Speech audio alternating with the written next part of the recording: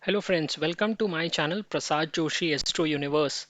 Today we are going to talk about the Aries Ascendant horoscope for the month of June.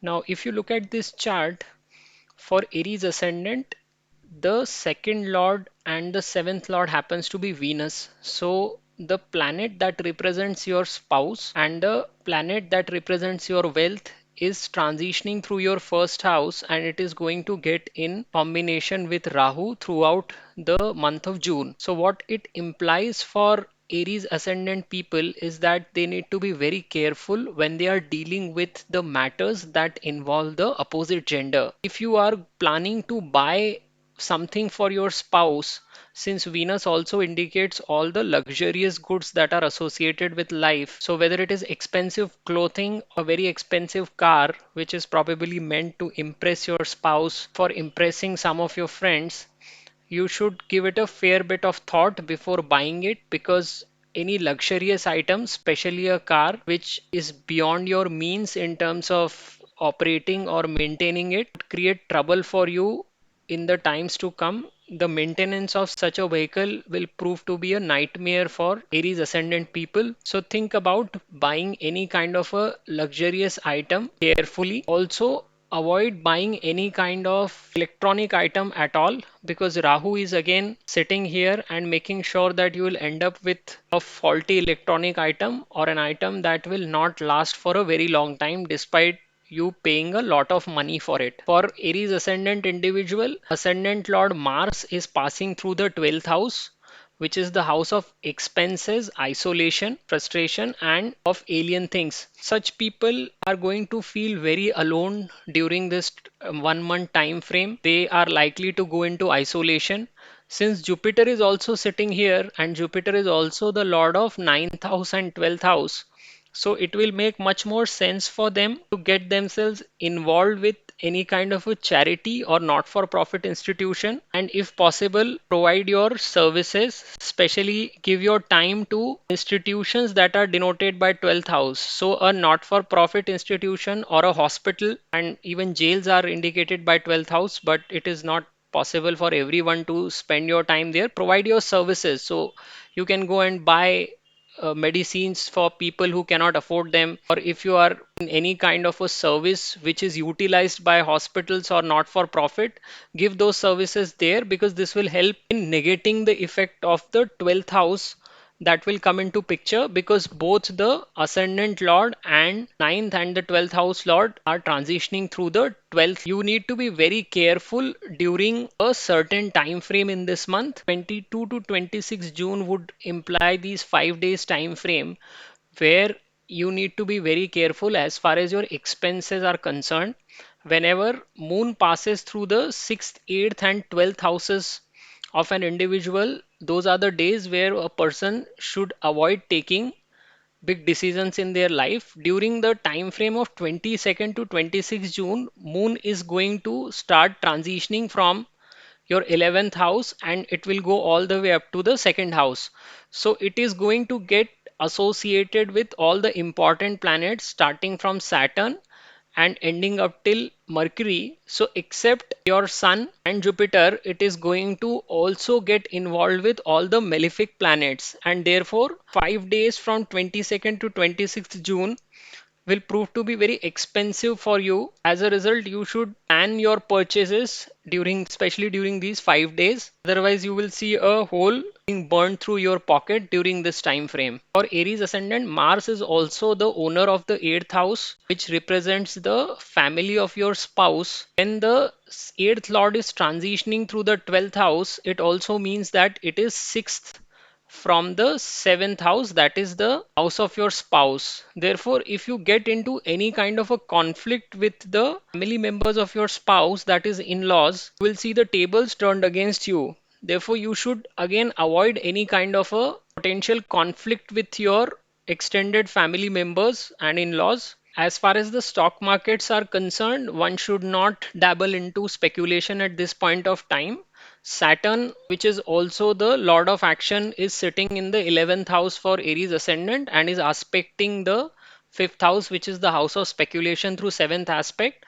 and Jupiter, the Lord of Finance, is sitting in the 12th house. So, any kind of a speculation or any kind of a fifth house activity that Aries ascendant engages into during the transit for June, they are going to see losses mounting up very quickly, and therefore they should stay away from active speculation for this month. If you are married, then 1st to 3rd June is the best time to spend with your spouse, otherwise to spend with your other partner. You are going to enjoy their company during this time frame. 9th to 12th June is going to be a quick travel to a religious place. The ascendant lord sitting in the 12th house, and Jupiter is also the house lord for 9th and 12th houses. 9th and 12th houses both indicate journeys. So between 9 to 12th June, a quick travel or a visit to a religious place or a spiritual place is quite possible. Else, you can also go to an isolated place. Think about your way forward in life.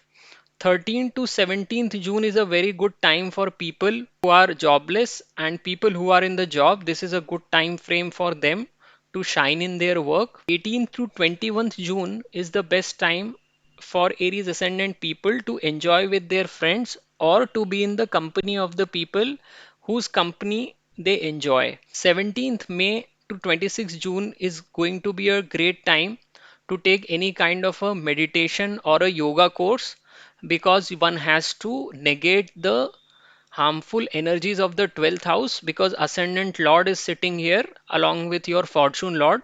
Therefore, if you take any kind of a yoga course or get involved in the regular meditation exercise, this is going to be a very good time for you. Otherwise, you can contribute some kind of money or your working hours into a charitable institution or hospital and provide your services to them. Overall, is going to be a time frame for Aries ascendant where they will be working or actively engaged in the services of others.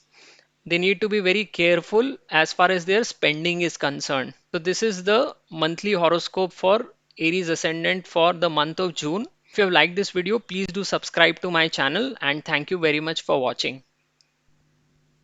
नमस्ते दोस्तों, मैं प्रसाद जोशी अपने channel Prasad Joshi astro universe में आपका स्वागत करता हूं। आज हम देखने जा रहे हैं कि मेष लग्न वालों के लिए जो जून 2022 का महीना है ये किस तरह से होगा। अगर आप देखेंगे तो जो लग्न स्वामी है मंगल, वो 12वें भाव में बैठा हुआ है और लग्न में शुक्र आया हुआ है जो कि राहु के साथ बैठेगा जून महीने के दौरान।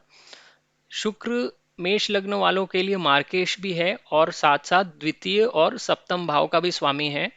द्वितीय भाव से आप व्यक्ति की स्व अर्जित धन को देखते हैं, परिवार को देखते हैं, और सप्तम भाव से आप व्यक्ति के बिजनेस पार्टनर को या उसके पति या पत्नी को देखते हैं। जब ये दोनों भाव का स्वामी आपके प्रथम भाव में बैठेगा राहु के साथ, तो यह व्यक्ति का बहुत बड़ा खर्चा करवाने में सक्षम होगा। शुक्र जो है सारी विलासिता की वस्तुओं को दिखाता है, या मौज मस्ती की जितनी भी चीज़ें हैं, जैसे महंगे कपड़े लत्ते हो गए या गाड़ियां हो गई। तो अगर आप कोई गाड़ी खरीदने का प्लान बनाते हैं तो आपको ये देखना पड़ेगा कि वो गाड़ी आपकी जितनी भी हैसियत है उससे ज़्यादा की ना हो, क्योंकि अगर आप इस तरह की गाड़ी खरीद लेते हैं अपने पत्नी को या अपने गर्लफ्रेंड बॉयफ्रेंड को इम्प्रेस करने के लिए, तो आपको उसको मेंटेन करना एक महंगा सौदा साबित होगा और ये आपके पॉकेट के लिए बहुत महंगा पड़ेगा। इसलिए ध्यान दीजिएगा कि अगर आप कोई भी गाड़ी खरीद रहे हैं तो उसको बहुत ही ध्यानपूर्वक खरीदिएगा। राहु जब भी प्रथम भाव में बैठा होता है तो ये व्यक्ति को मन भटकाता है, उसको बड़े बड़े सपने दिखलाता है। राहु का काम ही है एक्सपेंशन, वो व्यक्ति को जो है वो बड़ा करने का सोच व्यक्ति के दिमाग में लाता है। जब शुक्र यहाँ बैठ जाता है तो सारी विलासिता की बड़ी बड़ी वस्तुएं खरीदने की योजना बनाता है। इसलिए मैंने ये कहा कि जब भी आप कोई भी विलासिता की वस्तु इस महीने में खरीदें तो इस बात का ध्यान रखें कि वो कहीं आपको वापस काटने के लिए ना आ जाए। लग्न स्वामी यहाँ पे 12वें भाव में बैठा हुआ है गुरु के साथ। लग्न स्वामी जब भी 12वें भाव से जाता है तो व्यक्ति को बहुत अकेलापन महसूस होता है, और या तो उसका ध्यान जो है वो स्पिरिचुअल चीज़ों की तरफ जाता है, व्यक्ति धार्मिक बनता है, उसका ध्यान कई बार जो है वो ज्योतिष से संबंधित चीज़ों की तरफ भी जाता है। अगर यहाँ पर आप ध्यान देंगे तो 12वां भाव गुरु से भी एक्टिवेट हो रहा है और मंगल से भी एक्टिवेट हो रहा है। 12वें भाव से जनरली हॉस्पिटलाइजेशन देखा जाता है कि एक नेगेटिव एनर्जी है।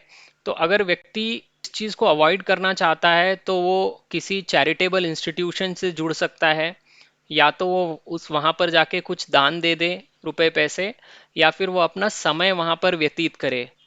जैसे कोई भी चैरिटेबल इंस्टीट्यूशन है, मुझे जब अपना 12वां भाव एक्टिवेट करना होता है तो मैं कहीं जाके पढ़ा देता हूँ किसी चैरिटेबल इंस्टीट्यूशन में, या किसी एनजीओ में चले जाता हूँ जहाँ बच्चे होते हैं, उनके साथ कुछ समय बिता देता हूँ, उन्हें कुछ पढ़ा देता हूँ। तो इस तरह से भी आप अपना समय वहाँ दे सकते हैं। और अगर समय आपके पास नहीं है तो आप धन का दान कर सकते हैं किसी भी इस तरह के इंस्टीट्यूशन में, क्योंकि गुरु आपके 9वें भाव का भी स्वामी है, यानी भाग्य का भी स्वामी है, और स्वयं 12वें भाव का भी स्वामी है। तो यहाँ पर आप अगर किसी भी अस्पताल से जुड़ के अपनी सेवाएं देते हैं, जेल से जुड़ना तो सबके लिए संभव नहीं है, या फिर किसी भी नॉट फॉर प्रॉफिट इंस्टीट्यूट के लिए यानी एनजीओज के लिए अगर आप दान देते हैं, तो भी आप ये 12वें भाव की जो नेगेटिव ऊर्जा है उसको आप डिसिपेट करने में सक्षम हो पाएंगे। तो इसलिए ये वाला महीने में आपको ध्यान रखना पड़ेगा कि आप कोई बहुत बड़ा निर्णय मत लीजिए, क्योंकि राहु यहाँ पर बैठा हुआ है और वो धन भाव के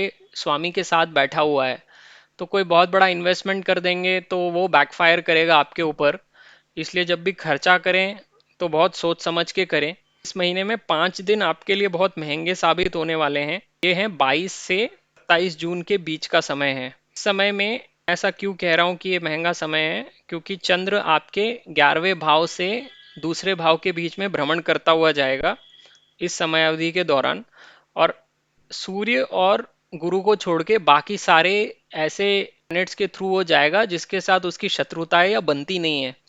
तो ये आपका बहुत बड़ा खर्चा करवा सकता है। तो खास करके इन 5 दिनों में 20 से 27 जून के समय में बहुत ध्यानपूर्वक रहिएगा और आप कोई भी इस तरह का खर्च मत कीजिएगा। अगर कोई भी इलेक्ट्रॉनिक सामान आप खरीदने की सोच रहे हैं, जैसे यंग कपल्स होते हैं तो भी फ्रिज खरीदना होता है, कोई भी इलेक्ट्रॉनिक आइटम खरीदना होता है, तो वो जून के महीने में मत खरीदिए, एसी कूलर वगैरह, क्योंकि राहु यहाँ पे बैठ के शुक्र के साथ फिर से इलेक्ट्रॉनिक आइटम में कुछ झोल करने का प्रयत्न करेगा। तो हो सकता है आपको डिफेक्टिव पीस मिल जाए, या फिर आपको ऐसा कोई सामान मिल जाए जिससे कि आपका समय उसको ठीक करवाने में ही व्यतीत हो जाए। अगर इस समय आपको कोई बहुत महत्वपूर्ण निर्णय लेना पड़े तो आप ना निर्णय लीजिए, या तो अपनी पत्नी को वो निर्णय लेने के लिए बोलिए, या ऐसे किसी व्यक्ति को जो आपके जीवन में आपके बहुत करीब है और जिस पे आप विश्वास करते हैं।